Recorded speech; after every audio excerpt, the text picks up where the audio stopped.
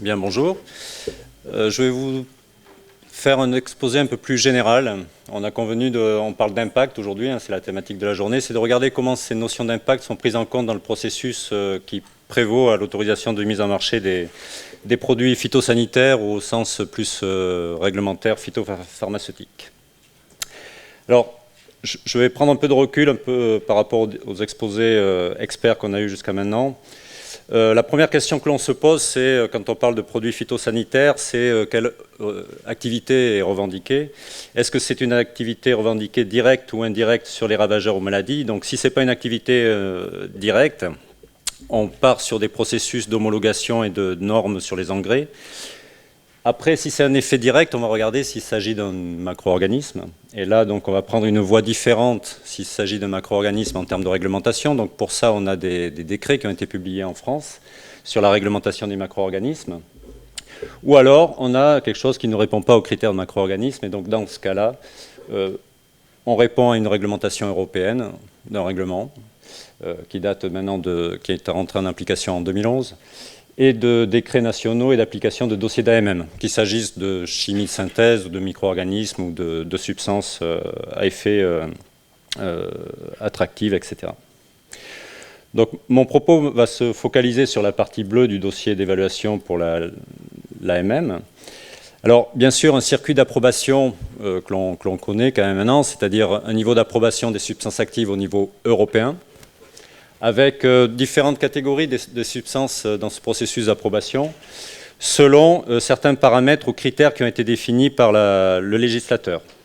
On peut parler de substances de base, dès lors que ces substances sont par ailleurs utilisées naturellement, prenons le poivre ou certains poudres d'os, etc., sur lesquels on va avoir une approbation, une évaluation de la substance, mais sur une durée illimitée.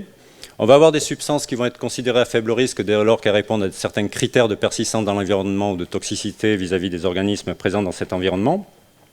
Et ensuite, des substances actives éventuellement qui peuvent être classées comme candidates à substitution. Elles passent les critères d'approbation, mais elles ont des points particuliers de vigilance qui en font des substances qui vont être concernées par un principe de substitution systématique dans l'évaluation des produits.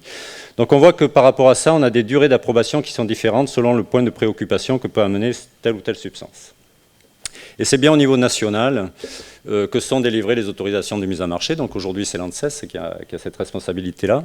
Et cette autorisation de mise sur le marché va reprendre les principes, toutes les connaissances acquises sur la substance, mais également les risques et les bénéfices apportés par le produit, qui peut associer plusieurs substances, et des coformulants également. Et ce qui va amener donc à classer et à caractériser le produit au regard de sa classification. Donc ça, c'est ce que l'on voit sur l'étiquetage. Donc c'est plutôt des notions de danger, mais également des gestes de prudence, de précaution au niveau des utilisateurs, des mesures éventuellement de gestion du risque au niveau de l'environnement, et pour quel usage, quelle dose et quelle cible le produit est destiné. Donc en fait, le principe de l'homologation, il est très, très simple. C'est évaluer les dangers, les mettre en lien avec des niveaux d'exposition, ce qui se traduit par l'évaluation de risque. Alors l'identification des dangers, ça va être des données acquises sur les propriétés toxicologiques de la substance ou du produit formulé. Alors vis-à-vis des différentes populations sensibles, donc là j'ai mis les mammifères, et un des points de préoccupation essentiels est aussi déjà le premier utilisateur exposé étant l'agriculteur lui-même, mais également le consommateur, les résidents, les riverains, j'y reviendrai, et puis tout ce qui constitue la biodiversité et l'environnement. Et les mesures d'exposition, elles, vont intégrer dans quel système culturel le produit va être utilisé, quelles sont ses conditions d'emploi, et ça va, tout ce contexte agroclimatique va définir aussi des conditions de paramétrage de type de sol, de climat, de température, et également les mesures d'exposition pour le consommateur, mais ce sont les régimes alimentaires que l'on peut rencontrer en Europe. Alors, le processus d'homologation va s'attacher à évaluer la sécurité de l'utilisation de ces produits vis-à-vis de la santé humaine. Donc je parlais de l'applicateur, du promeneur, du résident, du consommateur, du travailleur qui peut rentrer dans la parcelle après traitement. Il va s'attacher également à évaluer la sécurité de l'utilisation vis-à-vis de l'environnement et des différents compartiments, donc sol, eau, air, et des organismes et des populations présentes dans cet environnement. Et un point quand même qu'il ne faut pas oublier, c'est le sens et la raison d'être de l'autorisation de mise en marché, qui reste quand même quel service et quelle utilité amène ce produit au niveau d'une protection des cultures. Donc on va aussi évaluer les effets indirects pour avoir l'application de ce produit sur la culture. L'objectif, ce n'est pas non plus de générer des cas de phytotoxicité ou des effets indésirables dans les processus de transformation, mais aussi de bien valider les hypothèses d'efficacité, de protection dans la culture dans des systèmes réalistes, et également en déduire des mesures qui aussi peuvent prévenir l'apparition de phénomènes de résistance. Donc on va travailler sur cette balance bénéfice-risque, et je vais revenir maintenant plutôt dans la partie environnement et organisme du sol. Comment cette évaluation de risque pour le compartiment sol est-elle faite? Donc on va d'abord travailler sur la partie donc, exposition, donc devenir et comportement dans le sol de la substance et du produit ou des substances qui composent le produit. Donc je vous ai mis là, en fait, on va se trouver dans des niveaux assez maximalistes, c'est-à-dire qu'on va considérer qu'il n'existe pas d'autres phénomènes de dissipation de la substance que sa simple dégradation. On va considérer une surface de sol de 0 à 5 cm, et on va modéliser donc la dégradation de la substance active après application d'une dose donnée pendant 20 années. Et on va regarder quelles concentrations se cumulent. Alors là, on a un exemple où on a au cours de la dégradation un métabolite qui se forme. Ce métabolite, il va être aussi caractérisé et étudié, ou ces métabolites, de façon à s'assurer qu'il n'amène pas plus de toxicité que le produit parent. Et on va également travailler sur la pertinence de ces métabolites, et éventuellement, ce seront eux qui vont être étudiés en termes d'exposition et d'impact. Donc, les courbes sont très dépendantes du type de substance, mais voilà ce type de situation que l'on peut rencontrer avec ces courbes en dents de scie et d'accumulation. Donc on va prendre en compte les voies de dégradation, aérobie, anaérobie, les taux de dégradation, les phénomènes d'absorption et de désorption et de mobilité. Et on va donc, à partir de là, caractériser le comportement de la substance dans le sol. On va ensuite mettre ça en perspective des conditions d'emploi du produit. Donc en fonction de la région, on va avoir des conditions de dégradation, de température, de climat, d'humidité. Les périodes d'emploi aussi, on n'a pas les mêmes devenirs des substances en fonction d'une application à l'automne ou au printemps. On va considérer également le contexte agronomique. En général, on se met dans des situations quand même maximales où l'ensemble du produit est appliqué sur le sol. Si on veut considérer des phénomènes d'interception en fonction du stade de développement de la culture, les modèles prendront en compte également les phénomènes de lessivage et qui peuvent ramener du produit sur le sol. Tout ça sert à définir, alors j'ai gardé l'acronyme anglo-saxon, une concentration prévisionnelle dans l'environnement de la substance étudiée. Dans des scénarios quand même qui restent, on est bien d'accord, de pire cas, avec donc une application séquentielle, des phénomènes de dégradation limités, des horizons étudiés superficiels également fins, voilà, qui permettent quand même de donner une marge de sécurité dans l'appréciation de l'impact.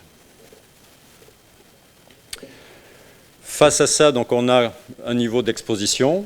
On va regarder ensuite l'impact, et donc là sur les organismes modèles que l'on prend en compte dans les études de sol. Hein, donc on a parlé vers de terre, alors c'est vrai que sur des études de laboratoire, on est sur le ver de fumier. On va considérer également la macrofaune, donc la mésofaune, les colamboles, et puis la microflore.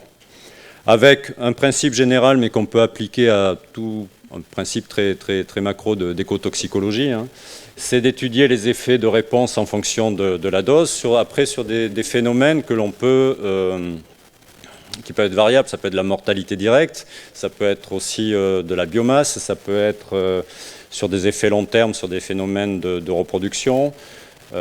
Donc on a vu d'autres paramètres également qui peuvent être sur le comportement, sur le fourrage des vers de terre, etc. Tout dépend après quelles variables on va regarder. On va étudier surtout sa réponse à la dose, définir des EC50, mais aussi des concentrations sur lesquelles aucun effet n'est pas observé. On tient compte également de la variabilité des résultats intraspécifiques ou interspécifiques, et en fait tout le travail du dossier écotoxicologique va être de se constituer une base de données suffisante pour pouvoir apprécier au mieux l'impact potentiel en cas d'exposition sur les populations présentes dans le sol.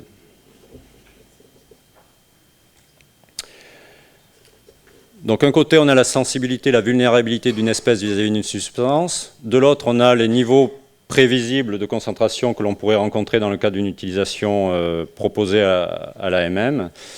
Et en fait, le grand principe de l'évaluation de risque, au sens large également, va raisonner sur deux axes, cette notion d'objectif de protection.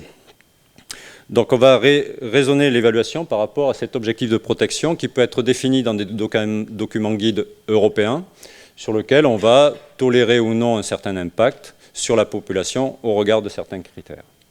Et en fait, on va avoir une approche par étapes en partant de données de laboratoire relativement basiques et simples, puis en évoluant vers des données ou des systèmes de plus en plus complexes, avec quelque chose qui se veut plutôt conservateur quand on est à un niveau de laboratoire pour évoluer vers des situations qui sont plus proches de la réalité, avec des données plus complexes. Donc c'est cette approche par tir qui est suivie dans les différents documents guides d'évaluation de risque en écotoxicologie, avec des évaluations qui sont aussi bien sur des impacts aigus, qui peuvent avoir des impacts court terme ou long terme, mais des effets aigus, ou des effets long terme. Sur les effets aigus, on va être plutôt sur l'échelle de l'individu ou de la population, et les effets long terme, on va regarder effectivement plutôt sur les populations ou des groupes fonctionnels. Donc les deux dimensions sont prises en compte dans l'évaluation de risque. Avec, sur le premier tir, on va trouver des données tox de base avec des modèles de laboratoire, le ver de fumier par exemple, qui n'est pas forcément représentatif d'une situation agricole ou d'une diversité, mais qui amène aussi des éléments de reproductibles et de facilité aussi d'utilisation pour les tests. Puis on peut complexifier.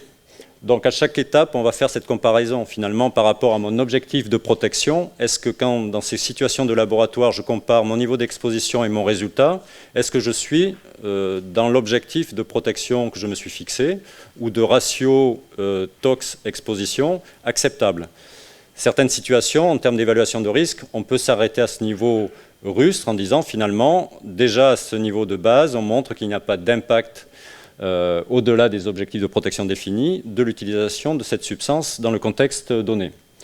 Ensuite, on peut complexifier l'évaluation en rajoutant des études sur d'autres espèces pour mesurer la variabilité interspécifique, s'approcher de scénarios d'exposition un peu plus réalistes, c'est-à-dire qu'on peut considérer que l'organisme n'est pas en permanence exposé, mais plutôt sur des périodes de la saison qui ne correspondent pas forcément à des stades de développement ou de reproduction sur lesquels on pourrait observer des effets.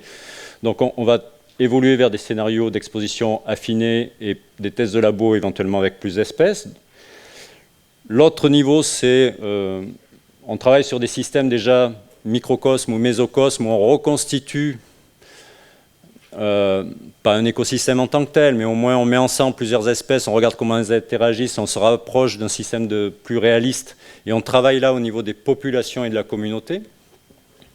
Donc je ne sais pas, à discuter, on pourrait considérer que ce qu'on a vu, les études sur vers de terre se situeraient entre un tier 2, un tier 1, tier 3, dans la mesure où on voit déjà des phénomènes de comportement et on mesure des effets, mais on est encore entre du labo et du système un peu plus réel. Et par contre, quand on parle d'études vraiment au champ où on va aller faire des prélèvements, donc là on est sur des niveaux où on est vraiment dans l'écosystème et où on peut regarder effectivement sur des cycles culturaux, suivre des populations et regarder l'impact de la pratique et ou de l'utilisation du produit sur ces systèmes et ces écosystèmes. Alors c'est vrai que plus on va évoluer vers le haut, plus on va être sur des dimensions complexes, multifactorielles, où il va falloir essayer de maîtriser tant que faire se peut un maximum de paramètres pour pouvoir conclure sur le lien direct d'imputabilité ou de causalité de l'utilisation du pesticide sur la population étudiée. Donc ça, c'est, on va dire, une grande base aujourd'hui de l'évaluation de risque en matière d'écotoxicologie et d'environnement. Donc toutes les conclusions, section par section, et donc il y en a de nombreuses, on va aller voir les mammifères, les oiseaux, les arthropodes, les abeilles, et donc là les organismes et les micro-organismes du sol. À chaque étape, on va valider que exposition, l'évaluation de risque répond bien aux objectifs de protection définis. Et ce qui nous sert à définir, alors aujourd'hui en fonction, donc tout ça est défini aussi dans des documents de guide européens, et va nous servir à définir une concentration réglementaire acceptable en se basant sur, alors c'est des notions, soit je ne tolère, des notions de tolérance ou d'options écotoxicologiques, de dire je ne veux aucun impact sur ma population ou sur mon organisme, individu ou au sein de la population, ou bien dans certaines situations je peux tolérer un impact dès lors que je suis capable de démontrer qu'il va être transitoire et que dans les cycles de développement et d'enchaînement des cycles de population, je peux avoir une récupération au niveau de la population et une recolonisation, par exemple, par des populations environnantes ou par le simple effet fugace du produit qui, derrière, sur les survivants, permet une réimplantation de la population. Souvent, on raisonne aussi en ratio toxicologique d'exposition, où on va comparer finalement la dose, je parlais tout à l'heure de dose sans effet, avec les niveaux d'exposition. On se met des facteurs de sécurité de 10 à 5 si on parle de tox aigu ou tox long terme, pour pouvoir évaluer effectivement l'acceptabilité du risque. Et donc, tout ça amène à définir une dose réglementairement acceptable, et dans les dernières opinions de l'ANSES, pour le cuivre, cette dose était de l'ordre de 4 kg par hectare et par an. De mémoire, essentiellement, effectivement, par rapport à une toxicité lombrique. Voilà. Alors, une fois qu'on a un risque, ensuite, on a plusieurs paramètres. Si on considère qu'à une pleine dose, avec un nombre d'applications données, on n'atteint pas notre objectif de protection, il existe au niveau du gestionnaire de risque plusieurs leviers qu'il peut mettre en œuvre. Et donc, on va travailler sur ces scénarios d'exposition. Alors, il peut y avoir le refus d'AMM, ça c'est assez rédhibitoire. Ensuite, ça peut être des ajustements de dose, ajustements d'application, en fonction du stade de développement de la culture. Et on va trouver dans les décisions d'autorisation de mise sur le marché des produits certaines phrases, et notamment vis-à-vis des organismes du sol. Il y a la phrase spécifique de protection de l'environnement SPE1, où on peut trouver, pour protéger les organismes du sol, ne pas appliquer ce produit ou tout autre produit contenant cette substance ou cette famille de substances à plus de. Alors ça peut être dans l'année qui suit le traitement. Donc on a des cas comme ça sur certaines substances, dont l'imidaclopride. Ces mesures de restriction, elles peuvent être amenées parce qu'on a des résultats qui montrent un impact potentiel ou parce que le pétitionnaire n'a pas fourni l'ensemble des éléments et par précaution, on va se mettre une durée de précaution avant de pouvoir réutiliser le produit. Donc ça, ce sont des lignes directrices qui sont en ligne sur le site de l'ANSES et qui sont plus après des mesures de gestion de risque. Cette évaluation qui va concourir à l'obtention d'une autorisation de mise sur le marché, elle n'est pas acquise, elle n'est pas définitive. Elle va être révisée régulièrement selon différents déclencheurs. Le premier, en introduction de mon exposé, je montrais qu'il y avait des durées d'approbation qui étaient limitées dans le temps des substances actives et d'autant plus réduites qu'au niveau européen, on avait identifié des points de préoccupation liés à ces substances. Ça va enclencher un calendrier européen de réexamen à la fois des substances, mais également de tous les produits qui contiennent ces substances au niveau national. Donc autant d'opportunités aux législateurs, à l'évaluateur, de remettre à jour cette évaluation de risque. Il peut y avoir également des éléments scientifiques nouveaux qui montrent des points qui n'auraient pas été identifiés dans les premières étapes d'évaluation de la substance. Et un État membre peut saisir la Commission qui mandate ensuite l'Agence européenne pour reprendre à la lumière de ces éléments scientifiques si les valeurs de toxicité de référence acquises pour l'évaluation sont toujours valables ou elles doivent être révisées au regard de ces nouveaux éléments scientifiques. Les éléments scientifiques, ça peut être aussi les méthodologies et les documents directeurs qui encadrent l'évaluation. Ensuite, il y a un terme phytopharmacovigilance, implémenté en France depuis une dizaine de mois par la loi d'avenir agricole, la surveillance du territoire existe aujourd'hui. Il y a énormément d'initiatives sur les compartiments essentiellement eau, arthropodes et oiseaux, consommateurs également. La loi se veut de renforcer ce dispositif et de le coordonner. Et ce sera également de la responsabilité de l'ANSES. Et l'ANSES, sur la base de données de terrain, d'alerte, de signaux faibles, peut être amené à réviser une autorisation de mise en marché d'un produit à la lumière de ces éléments, ou au moins dans l'intervalle, lancer des études spécifiques qui permettront de préciser éventuellement l'imputabilité ou le lien de causalité entre l'utilisation d'un produit et des phénomènes indésirables ou non suspectés sur le terrain. Alors c'est vrai que sur les organismes du sol, c'est beaucoup plus compliqué là, hein.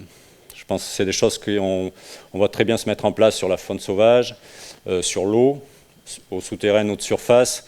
Bon, enfin, on a bien vu la complexité du compartiment sol et le caractère multifactoriel des pratiques agricoles versus l'utilisation d'un produit est plus problématique. La même question, c'est comment on organise. Il y a des réseaux participatifs sur les vers de terre. C'est voilà, quel type d'information on va recueillir et quel type d'information permettra quand même de conclure sur un lien de causalité ou d'imputabilité. Ça, c'est le vrai enjeu. Et tout ça se fait dans un contexte finalement d'évolution des valeurs toxicologiques de référence au regard des éléments nouveaux d'évaluation, de l'évolution des documents directeurs, comment on évalue une substance, comment on évalue un essai. Donc la communauté scientifique contribue à l'évolution de ces documents directeurs et éventuellement aussi une évolution, une définition de nouveaux objectifs de protection. Je veux dire, dans le secteur agricole, c'est comme dans tout autre secteur, automobile ou autre, les niveaux de sécurité montent, ça évolue. On ne pratique pas ou on n'a pas les mêmes exigences aujourd'hui qu'il y a 20 ans, bien évidemment, sans que pour autant les substances intrinsèquement aient changé. Voilà, donc je voulais vous donner un peu une vue d'ensemble des grands principes qui prévaut à l'autorisation de mise en marché et au maintien, au réexamen et éventuellement aux ajustements de ces autorisations de mise en marché de produits phytopharmaceutiques, aussi bien de synthèse que biocontrôle, même si dans ce cas-là, pour la partie sol, souvent les produits biocontrôle étant d'origine souvent tellurique, les choses sont quand même plus simples à démontrer, quoique on peut se poser finalement, quand on parle de biodiversité, certaines questions. Voilà, écoutez, je vous remercie, je pense que j'en avais fini.